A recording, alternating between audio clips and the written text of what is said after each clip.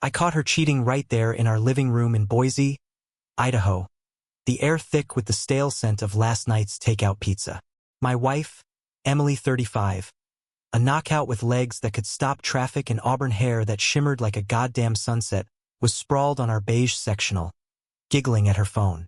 I'm 38, Mark Tanner, a structural engineer who spent too many late nights hunched over blueprints to keep our mortgage paid. I was grabbing a beer from the fridge when I saw Ida text lighting up her screen. Asterisk, can't stop thinking about last night.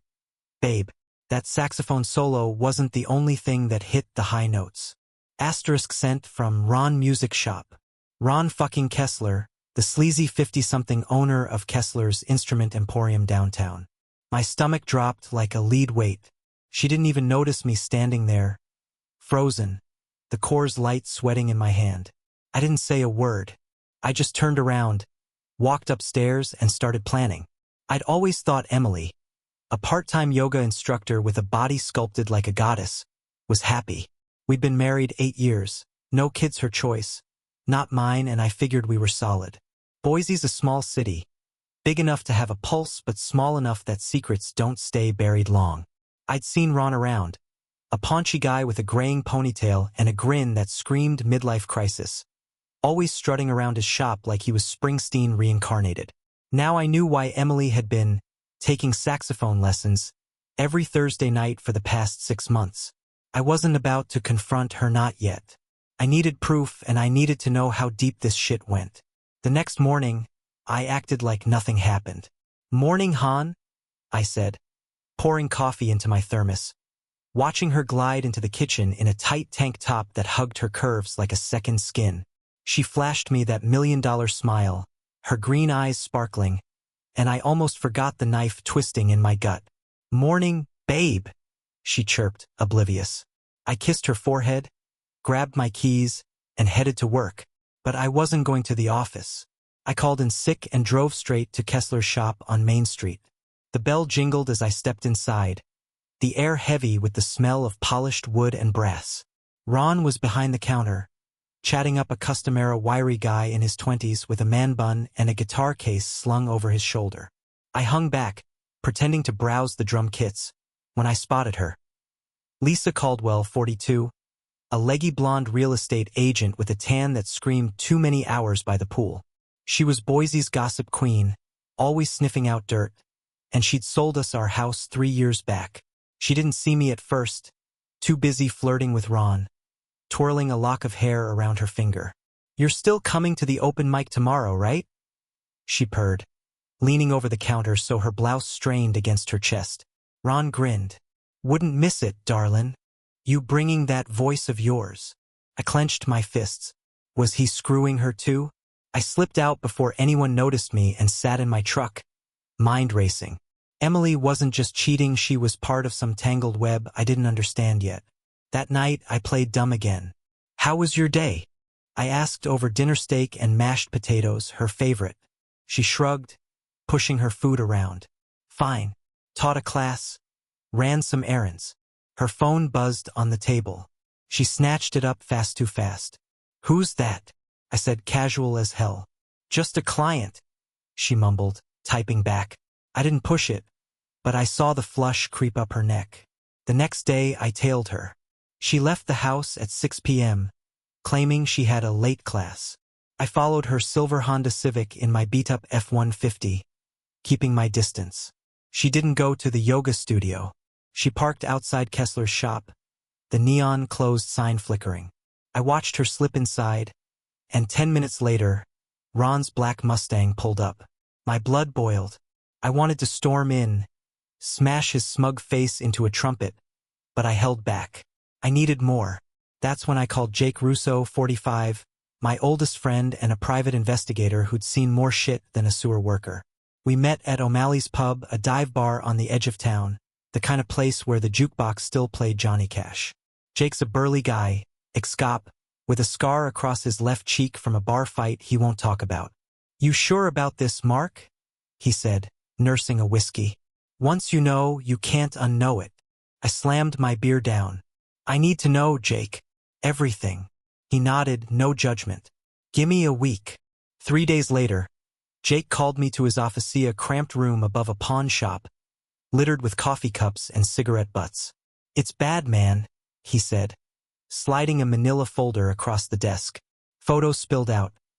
Emily and Ron at a motel off I-84, her laughing as he kissed her neck. Text from her phone *, Mark's clueless. We're good * and a receipt for a necklace I'd never seen her wear. But the kicker? Another photo. Ron with Lisa Caldwell, same motel, different night. "He's playing both of them," Jake said. "Lisa's been bankrolling his shop.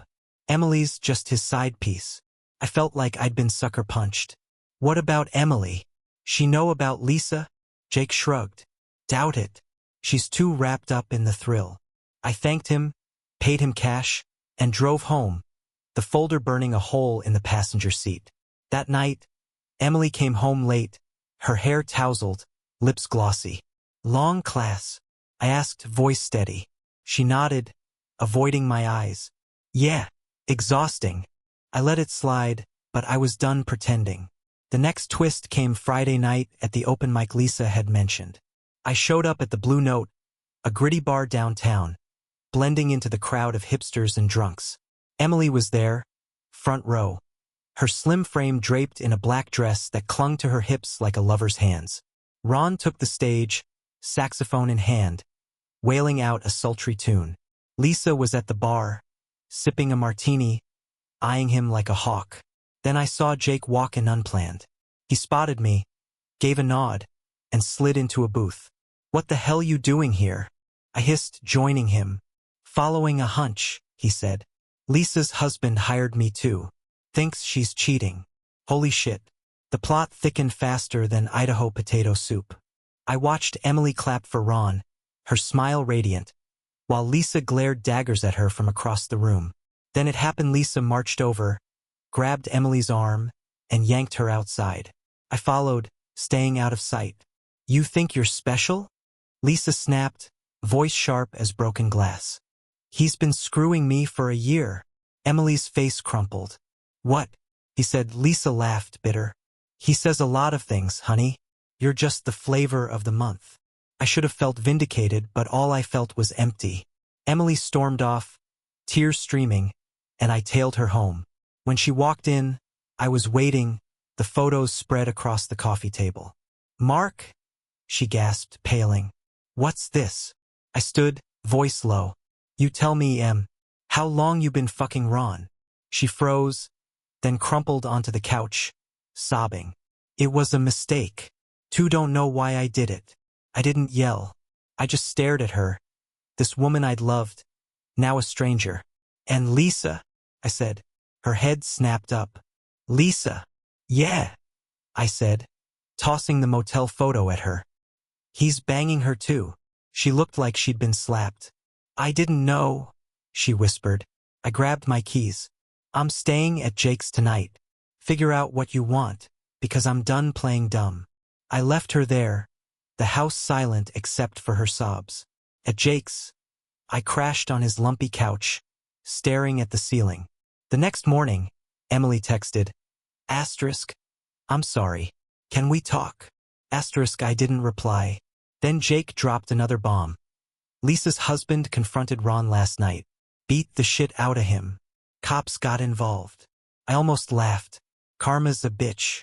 Now here I am, a week later, sipping coffee in a diner on State Street, wondering what's next. Emily's at home, waiting for me to decide divorce, counseling, or something else. Ron's nursing a busted nose. Lisa's marriage is toast, and I'm stuck asking, can trust ever come back once it's gone? I don't know. Maybe I'll forgive her. Maybe I'll walk away. All I know is, Boise feels smaller than ever, and I'm not sure where I fit in it anymore.